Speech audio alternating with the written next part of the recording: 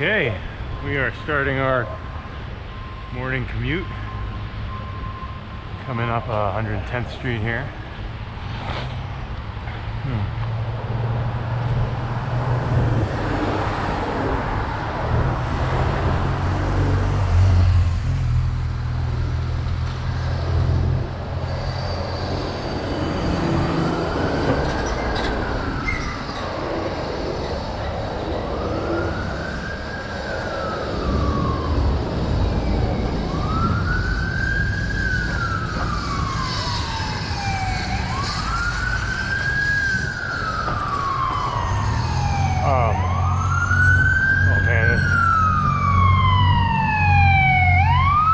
This old street here, not paved. Rough.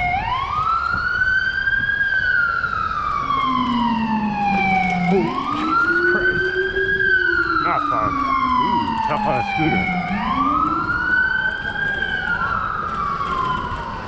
At least I got big wheels here.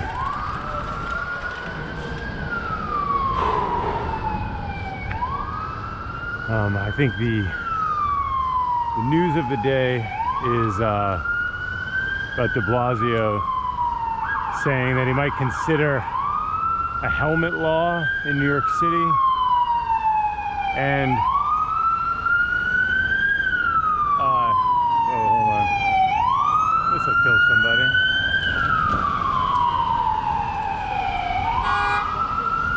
Somebody's honking.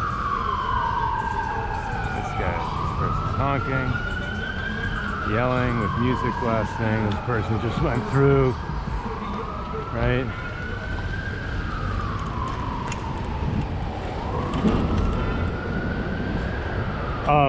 So the news of the day is Deblasio saying two things. One, that he's mulling over a helmet law in New York City. Kind of dig into that, and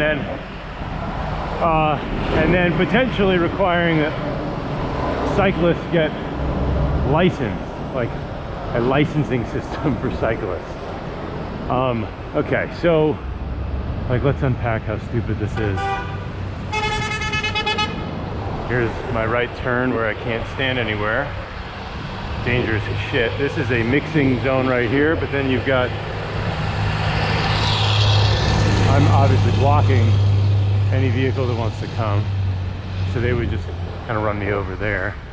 But if I stay in the bike lane, then I'm blocking all the cyclists who want to come through. Obviously not a big deal when there's just not a lot of traffic, not a lot of cyclists, not a lot of cars, but you can imagine it's not like scalable infrastructure. It's not useful for the long haul. Anyway, let's unpack these two pretty dumb arguments. One, requiring helmets for cyclists. I talked about this yesterday for a bit, but basically you can look at other cities that have done this. Australia has like a $200 fine or $400 fine if you're not wearing a helmet. Most other civilized places understand the value of getting more people to ride bikes rather than putting onerous regulations on those people. And that the idea of, when you start putting fines and regulating and saying if you don't wear a helmet then you do this, it immediately has a sort of a chilling or cooling effect on the number of people who are willing or have the ability to go and ride. Just adds more friction. I don't really go through red lights, but there's a potential that if I did, I would meet some enforcement, get a summons. But that is probably 10 or 100 times more true if you ride without a helmet in a city where you can get ticketed for not wearing a helmet, especially fines that are twice as much. I mean, in New York, if you go through a red light as a cyclist, it's only less than 200 bucks only. But in Australia, it's 400. Anyway, these kinds of laws really have no impact on safety. I think there's a lot of studies that show that just helmets in general are generally helpful. Like, obviously, if you're hitting your head in the right way in a helmet, it's better than if you were not wearing a helmet, obviously. Like, I don't think anybody's debating the merits of wearing a helmet. Nobody's saying don't wear a helmet. The issue is, do you make that a law? Do you require people to wear a helmet and make that part of the policy? And that is the question. When I look around, probably half the people, maybe even more, are wearing helmets. I'm wearing a helmet. I generally don't ride without one. But I do not believe it should be a requirement, a law enforced, that will probably be enforced in a racist way, because cyclists are easily seen. You can easily see their skin color. You can easily see who they are, what they look like. And now you're just giving cops, who already have a bad reputation for, pulling people over and harassing people on the street and stop and frisk and all of that, and the history of all of that, which was not a good one, not a good history, not a good look. And now you're saying, oh yeah, we're gonna let cops enforce this kind of nuanced like law however they feel. When they see a cyclist not wearing a helmet, we're gonna issue a fine, and who knows what else. We could stop them, we could harass them, we could pat them down if they resist in any way. I don't even know what resisting on a bike, what if they don't hear you and continue biking? Is that resisting arrest? I don't know. These are the kinds of things that make these kinds of laws, particularly in New York, look really, really risky and just a terrible idea all around. So let's unpack the safety argument. I said, obviously, it's pretty obvious, right? If you're biking and you fall and you hit your head, it's better if you're wearing a helmet than not wearing a helmet. We all know that. I don't think there's any debate. I'm certainly not debating any of that. Obviously, I agree that I'm taking on risk here, and therefore decide it's my right and it's my personal decision to ride with a helmet. But I don't believe that we should extend that requirement to all users of bikes. It's a weird concept, and when you ride a bike, you kind of figure this out pretty quick. The riding a bike itself technically is not the problem. And the easy kind of argument about this is when you obviously go to the Netherlands or any other city that has really strong infrastructure, you immediately see nobody wears helmets. Just nobody, literally nobody. We were there for a month, we rode hundreds of miles all around the city. Nobody wears a helmet. The only people who generally seem to wear helmets are people who are sort of technically, have technical kind of capability issues or constraints. Like they're not technically savvy on a bike. They might fall.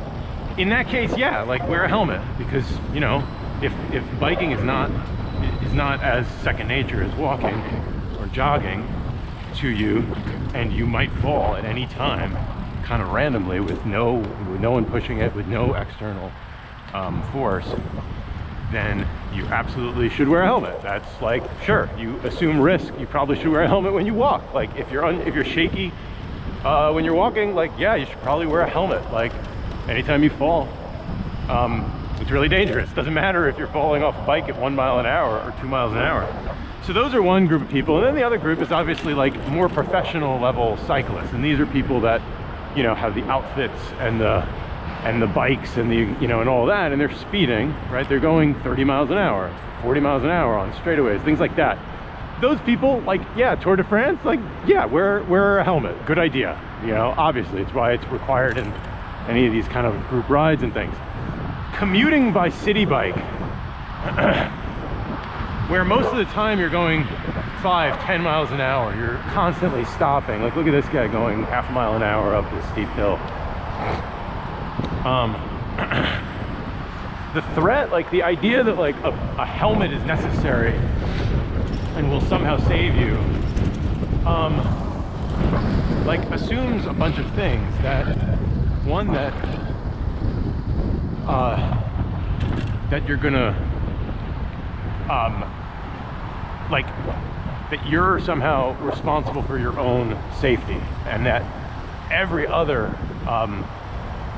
externality or every other external kind of force is not like not in your control, right? So it's a victim blamey sort of idea, which is like, oh, you need to outfit yourself, even though most of these cyclists are killed not due to any like just falling and hitting their head and then dying.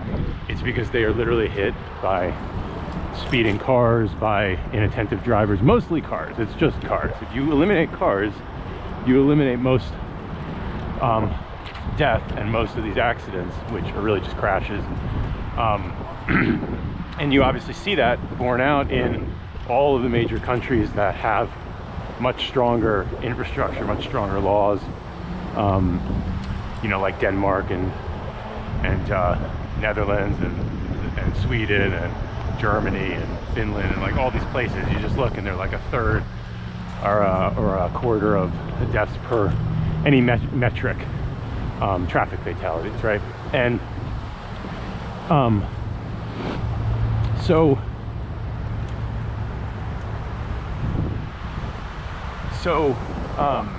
let's see, what was I gonna say? So yeah, I think so one thing is it has a cooling effect. When you require people to ride with helmets, then they have to think about riding with a helmet, carrying a helmet, and putting on a helmet, and they have the risk of getting fined. And that basically reduces, and that's been shown in a lot of research in Australia, is basically fewer people ride, or it doesn't grow as fast, right? One or the other. But at the end of the day, other research shows that one of the best things you can do for safety for cyclists is literally just to have more cyclists. It's really kind of like counterintuitive. It's not about like protecting everybody heavily and, you know, reinforcing the, you know, your head and your arms and everything while you ride in like highways. It's just getting more cyclists on the street. And like, if you think that through, that's pretty simple, like common sense. If you have lots of cyclists out, all drivers, there's more likelihood that more drivers will also be cyclists. So that alone is like a huge thing. You have the visibility that there are cyclists. There's tons of cyclists. And when they're just few and far between, you can kind of tell. Drivers just don't expect anybody to be using bike lanes or whatever, or being on the road, right? But when you have like 1, 2, 3, 10 of them coming every light cycle next to you, as a driver, you do change your behavior. And just that visibility, you're like, oh yeah, there's tons of cyclists. It's just like, oh, there's tons of pedestrians. Like every intersection, I can't just, you know, speed through a left turn or a right turn because I have to wait for all these humans who are waiting at the light. And cyclists are no different. So the research basically shows that when you have more cyclists on the street, you have much safer interactions. And that's like kind of the biggest argument. This other arguments, which is like, I see a lot of people with these helmets, like this woman in front who's got you know, one of these styrofoam vented situations, and like, I don't know if those are tested on streets. Like when you get hit by a car, or you hit a pothole, or you have some really odd kind of a crash, like they are kind of only the top half of your head, right? They're not encasing your entire head the way a motorcycle helmet does. My helmet is kind of in between that. It's more like a skater helmet, I guess. A little more expensive. It's heavier, so I certainly feel it on my like neck and shoulders a little bit. You know, it's like, I don't know, a pound or whatever it is. I have no idea, but like, I'm not even sure how, when they do these measurements and they see like the number of people who are hit and how effective helmets actually are, like, I would say they really should switch out, segment out commuters versus you know, road cyclists, like people going 30 miles an hour versus people just sort of casually riding. I think people who are casually riding are generally much more careful. If you don't have a helmet, you're probably going to be somewhat more careful. You also have better visibility, you know, you don't have this thing over your head. I'm not arguing again, like, you should do whatever makes you feel comfortable, but you basically, it just all boils down to infrastructure and volume of cycling. and all that like can't replace, cycling laws can't like replace that. And so you can imagine a world where just cycling, where sure, you enact a helmet law, and then growth for cycling like just sort of stays flat, or it doesn't really have an inflection point, which is really what we need right now, especially during congestion pricing when that gets enacted and all this other stuff. And so you don't really have just the volume of cycling that you need to hit that turning point, or a critical mass, if you will. I know that he was talking about some rule, basically saying, okay, it's not, maybe helmets are not actually required, but they're required for Lyft and City Bike to offer a helmet for all the City Bike, you know, rentals or docks and all of that, and to kind of include that in that. I think he cited like some company that was doing something like that, and basically it seems like an interesting idea. I mean, it sort of forces you, like if they had a way to get a helmet and like have hairnets and stuff like that, and sure, but that's very different than a like citywide law that then is enforced by police, issues summonses, all in the name of bike safety. But we all already know, based on all the research, there's no data to really support that it increases bike safety. Like, you know what increases bike safety? If you just eliminate all the cyclists, there would be no cyclist death. Like, that's the argument, and it's just like a really stupid argument, and it makes no sense. But nobody really addresses that. Like, yeah, if you just got rid of all streets, all sidewalks, and you said everybody has to drive, then no pedestrians will ever get killed. You're right. It's a really good point. Cool, good thought experiment. And that's kind of like, this is like a step towards that.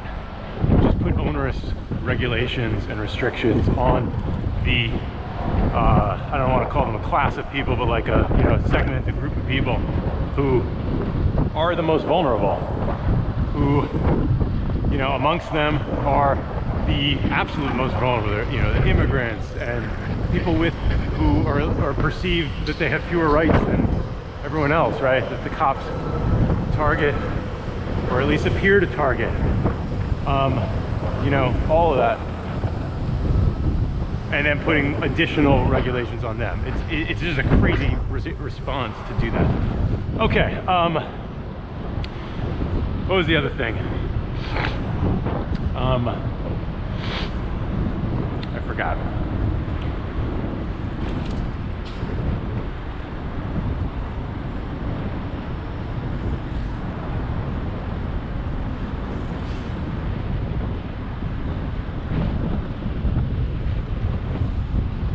I totally forgot of the other one. Okay, well, maybe it'll come back to me.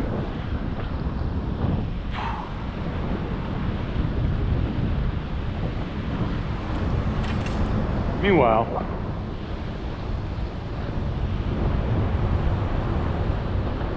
today was the first day of school.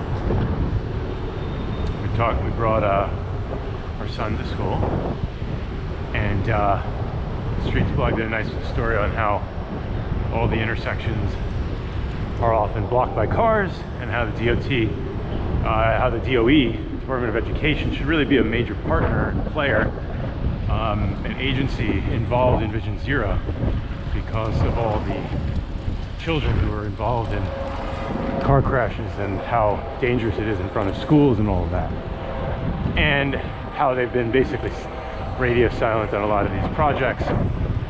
They wouldn't even respond to some of their comments, some of the, you know, questions and requests for comment. And I agree. School, like in front of our school, it's during pickup and drop off, it's a shit show. It's absolute mayhem. It's silly. Like it should be car free. Should say, okay, during school hours, don't have any cars in front of here. But what about all the people who drive 2 miles or a mile to drop their children off, and they need their car? Like, okay, I need safety. Which one is more important? Because a lot of those kids, basically 100% of them, are going to get out of those cars and then walk at some point near a school. And where there are children near a school walking, there should basically be as few cars or as much pedestrianized restricted space as possible. That is not how these streets are configured. That's not how these schools are configured. And so again, it sort of boils down to the argument like my safety versus your convenience with your car. And that's how like most of these arguments really are. My parking. Okay, yeah, but can I have like some safe, a green, green little patch of land here? Can we just take out 400 of your 4 million parking spots on the curb and turn it into a protected bike lane? So we can just not die.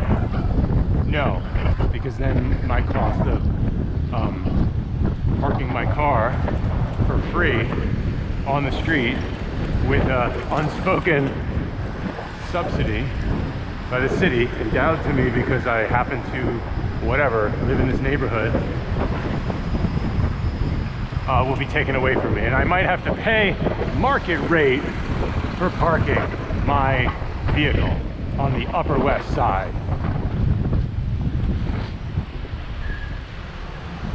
So this is a fun little situation here. Don't know what's going on, but elderly folks, don't want them to run.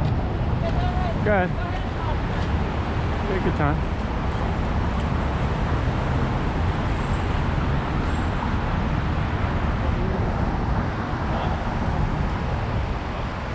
This is this particular area here on the right is where a lot of cruise ships come in. So you end up kind of getting these large groups of people unloading or unboarding, deboarding, I don't know what, getting off of cruise ships and walking across the highway. And so you have people who work there who have to kind of maintain traffic flow and coordinate with cyclists and all that. Again, would not be an issue if this whole eyesore highway was, instead of 8 lanes, 4 or 5 lanes in both directions, if instead it was like 1 lane or 2 lanes and it was extraordinarily traffic calm and there was big large space for people to walk, kind of like this, but even more, because these places kind of hit capacity. They get really crowded, and then the way that cops deal with it, it's like people control, where they just put up these awful metal fences and it's just like an eyesore, and you just feel like you're cattle, right? And I don't know, people still come. Doesn't really slow down any of the tourists. Nobody really stops, but it's kind of like on us to, as a city, to do what's in our power to increase the safety of everybody who is using our streets.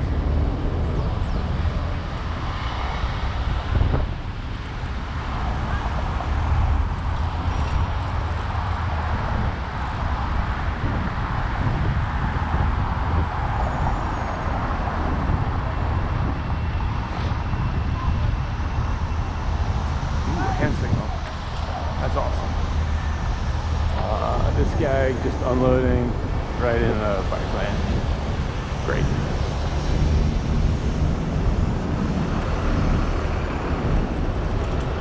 I am gonna go. I shouldn't have gone, but I don't care.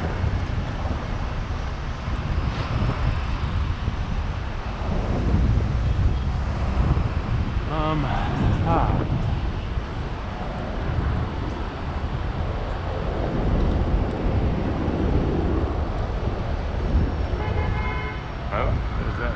Some cops here? I think it's a trap. A little too quiet.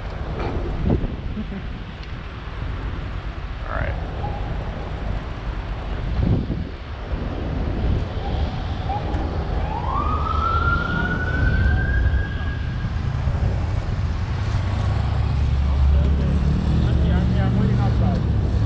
Well, if I get a ticket, it will be on camera that I did in fact go through the red light. And I will deserve that ticket. If they... I don't really see any actions here.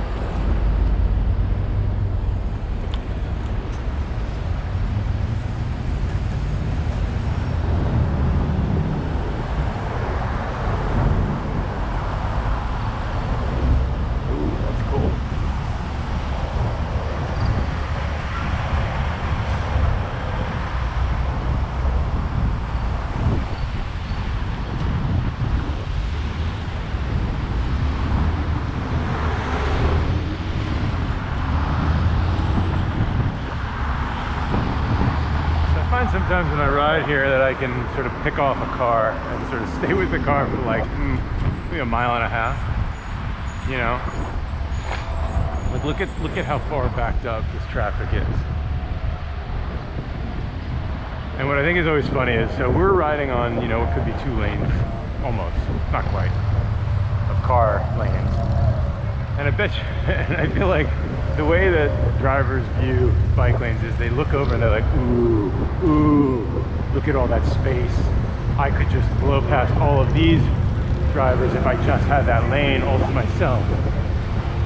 And that's basically the argument for, you know, highway expansion. And of course we all know that it just leads to induced demand. You get that space, turn a 4-lane into a 5-lane.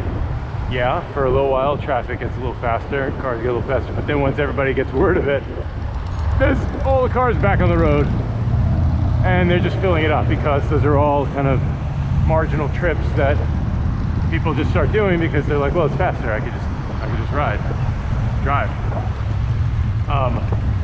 So I think it's just funny because as a cyclist I look over there and I'm like, ooh, if we just eliminated all these cars, I could have a nice bike lane, you know, unobstructed by this garbage in the way. And of course they're probably looking at us and being like, I could just drive through this space, I could park here, look at all the free parking that I could use. All right, so here I'm gonna slow down here.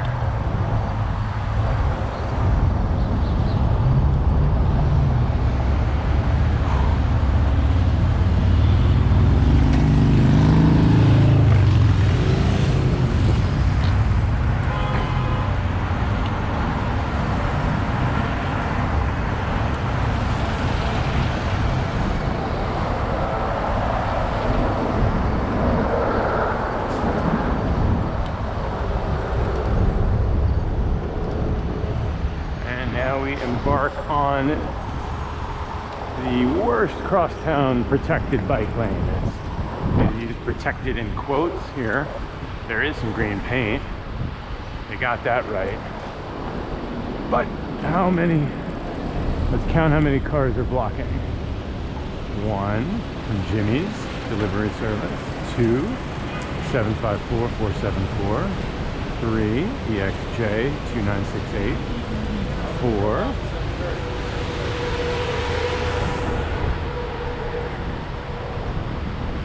Okay, 4. Not bad, you know, I mean, it's not like I could get through any of them.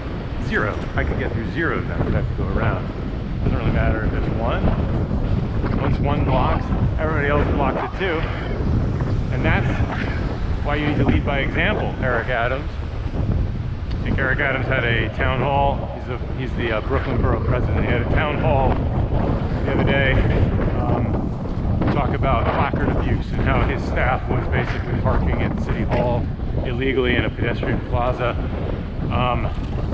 And one of the key kind of quotes that he said was like, I'm not gonna like lead. I'm not gonna like not park here illegally until everybody else also stops parking illegally. It's literally how nothing gets done. It's literally the opposite of leading by example. He's like, I don't want to be I don't want to be the first one to do this and have all that whatever pressure or I don't know on him, and he doesn't get to enjoy that perk of parking. What he would enjoy is like the opportunity to, you know, get some attention, like good attention, because he actually is choosing to follow rules and do something about placard abuse, which has basically been not dealt with by this mayor since he said he would do something. This is a fun little sign here. It says new floating parking lanes are located along select blocks of 26th and 29th Street. Violators are subject to ticketing and towing. I've never seen anybody ticketed or towed. And I ride with this every morning, almost, not every morning, but it's been a year. It's been a year since this went in. And don't get me wrong, it's a great, like on a stretch like this, it's a great piece of infrastructure to have. This is a pretty good breathable space here. Back there you can see, like, as soon as you obstruct anything, it becomes unusable. I call these bike lanes bike gutters. You can kind of see, like, they remind me of home, you know, when you had to clean the gutters, or you hired somebody to clean the gutters because we didn't do any real housework. But the gutters, you know, that are on your roof that collect rainwater, but they actually get all the leaves collected in them and become kind of unusable. Same thing here. Tons of leaves and mostly garbage. It's really just garbage and leaves and puddles and debris of one sort or another that collects along the curb here. This is not a big deal because it's super wide, but you can see kind of how these widths change from avenue to avenue or block to block. And so I describe this as biking in a bike gutter when it's particularly bad. And there's just like debris and trash, like trash bags. I mean, literally, like, people put their trash and junk like in the way. Look behind me. I'm gonna dock over here. Thank you for listening. Like and subscribe. Hopefully I will get more entertaining as time goes on. I get a couple more of these under my belt. All right, over and out.